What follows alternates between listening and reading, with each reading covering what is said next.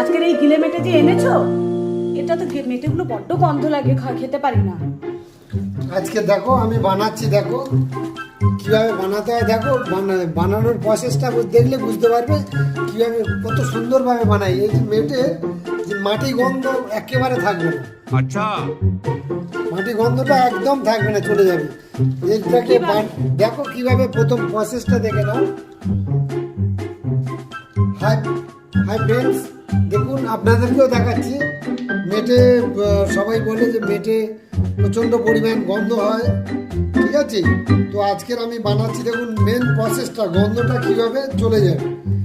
এই দেখুন ছোট ছোট করে টুকরো কেটে নিলাম। তো কাটার পরে মেন কাজটা হলো যেটা, এই নুন দিয়ে খুব ভালো করে মেটে আর এই গিলেটাকে চটকাতে হবে।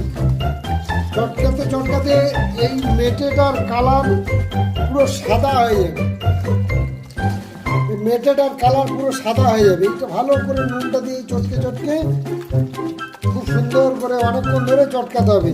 মেটের কালার যতক্ষণ না সাদা হবে ভালো করে চটকে চটকে চটকে চটকে। দেখুন বন্ধুরা, অনেকক্ষণ ধরে এটাকে নুন দিয়ে ভালো করে ঘষে চটকে চটকে চটকে এবার সাদা কালার এসছে হালকা। এটাকে এবারে আমি ভালো করে জল দিয়ে ধুয়ে ফেলে দেবো। দেখুন এবার এটাকে সুন্দর করে ধুয়ে নেব। সুন্দর করে এটাকে সময়টা বানাতে বেশি সময় না। এই যে মাটি গন্ধটা সবাই বলে, তো এটা কি সুন্দর করে ধুয়ে নুন দিয়ে চটকে দেখুন জলটাকে ফেলবো।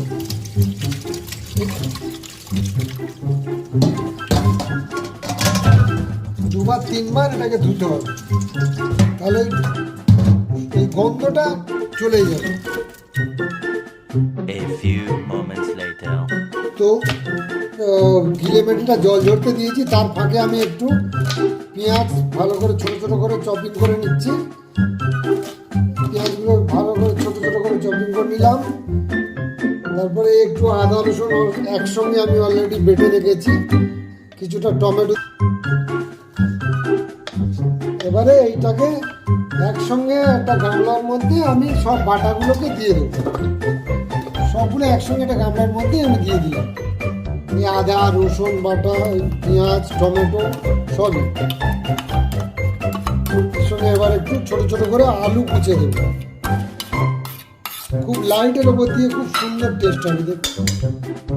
তো এই সব মশলা একসঙ্গেই দিলাম, আলু পেঁয়াজ আদা রসুন সবই দিলাম। এবারে এইটা গিলে মেটেটা জলটা ঝরে গেছে, এইটার মধ্যে দিয়ে দিলাম আমি।